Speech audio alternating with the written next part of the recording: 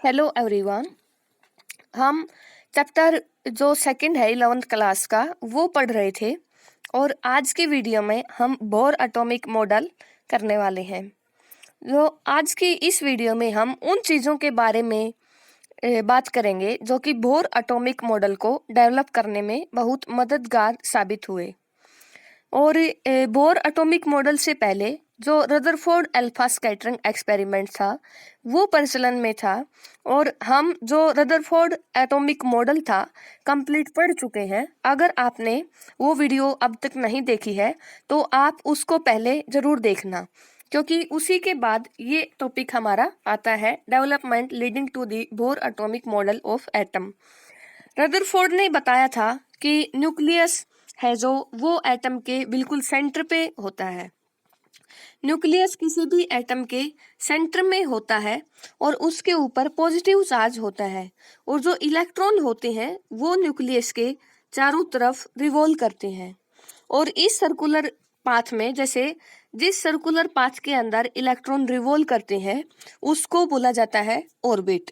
लेकिन रदरफोर्ड ने in orbit के जो नेचर और जो प्रॉपर्टीज हैं उनके बारे में कुछ भी नहीं कहा था और जो यही रदरफोर्ड एटॉमिक मॉडल की जो लिमिटेशन भी रही थी। तो इसी को आगे डेवलप करते हुए नेल्स बोर साइंटिस्ट ने कहा कि ये तो ठीक है कि न्यूक्लियस सेंटर में है और पॉजिटिवली चार्ज स्पीशीज है, और लेकिन ये जो इलेक्ट्रॉन्स हैं ये किसी भी जो रैंडम ऑर्बिट में नहीं घूम सकते हैं बल्कि एक पर्टिकुलर ऑर्बिट के अंदर रिवॉल्व करते हैं। और ये जो मॉडिफिकेशन है बोर ने ये बताई थी। और जो इलेक्ट्रॉन ऑर्बिट में रिवॉल्व करेगा उस इलेक्ट्रॉन का जो एंगुलर मोमेंटम होगा, उस ऑर्बिट का एंगुलर मोमेंटम इंटीग्रल मल्टीपल होगा NH/2 के। जैसे हम लिखेंगे उसको angular momentum L is equal to NH/2 वो NH/2 का मतलब H/2 का इंटीग्रल मल्टीपल होता है और जो n कोई भी इंटीजर होता है पॉजिटिव इंटीजर 1 2 3 4 5 वो ले सकते हैं हम। और जो यहाँ पे उन्होंने ऑर्बिट की एक स्पेसिफिक प्रॉपर्टी को एसोसिएट किया था कि कोई मतलब ये है कि जैसे फर्स्ट ऑर्बिट है हमारे पास, तो फर्स्ट ऑर्बिट के लिए हम क्या लिखेंगे L is equal to NH/2 तो n की वैल्यू क्या होगी 1 फर्स्ट ऑर्बिट के लिए, और जो एंगुलर मोमेंटम आएगा वो 1h/2 और जो सेकंड ऑर्बिट होगा उसके लिए 2h/2 h यहाँ पे प्लैंक्स कांस्टेंट रहेगा। और थर्ड ऑर्बिट के लिए 3h/2 एंगुलर मोमेंटम रहेगा। जो जिसके लेकिन दो खास डेवलपमेंट थी जिनके कारण नेल्स बोर इस नतीजे तक पहुंच पाए। वो जो दो डेवलपमेंट या इन्वेंशन थी वो क्या थी? सबसे पहली थी dual nature of matter electromagnetic radiation. जो EMR इलेक्ट्रोमैग्नेटिक रेडिएशंस होती हैं उसकी ड्यूल नेचर मतलब जो इलेक्ट्रोमैग्नेटिक रेडिएशंस है उसकी अलग अलग टाइप की नेचर होती है। एक तो पर्टिकुलर नेचर होती है पार्टिकल नेचर, और दूसरी होती है वेव नेचर। जो भी इलेक्ट्रोमैग्नेटिक रेडिएशंस हैं वो मतलब वेव नेचर होती हैं। तो वेव क्या होती है? अगर आप जैसे पानी में पत्थर फेंकते हो तब जो वेव बनता है और वो धीरे धीरे प्रोपोगेट करता है और फैलता चला जाता है। लेकिन अगर एक पत्थर को ऐसे सीधा फेंका जाता है तो जो पत्थर का मास है वो एक ही रीजन में कंसंट्रेटेड रहता है। वो पत्थर फैलता नहीं है परंतु एक ही जगह पे कंसंट्रेट रहता है और वो कंसंट्रेटेड रहेगा एक ही जगह पे, तो उसका मास आगे की तरफ बढ़ जाता है। लेकिन अगर पानी में पत्थर फेंका जाता है तो वेव बनती है और वो फैलती चली जाती है। तो वेव और पार्टिकल उस समय दोनों अलग अलग चीजें थी, लेकिन धीरे धीरे काफी सारी डेवलपमेंट होती गई और ये पाया गया कि इलेक्ट्रोमैग्नेटिक रेडिएशंस जो हैं ये कभी कभी पार्टिकल की तरह भी बिहेव करती हैं।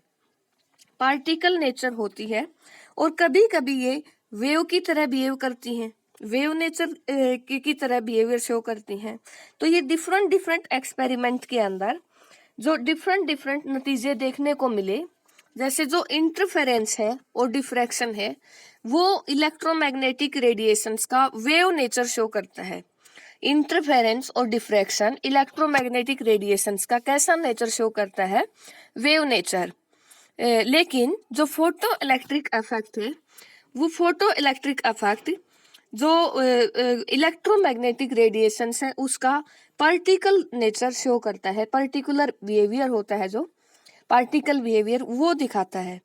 तो ये उनके जो ड्यूल नेचर है इलेक्ट्रोमैग्नेटिक रेडिएशंस की, ये नेल्स बोर के एटॉमिक मॉडल की डेवलपमेंट में एक बहुत ही अहम रोल अदा करती हैं। और जो सेकंड फैक्टर था वो है हाइड्रोजन स्पेक्ट्रा।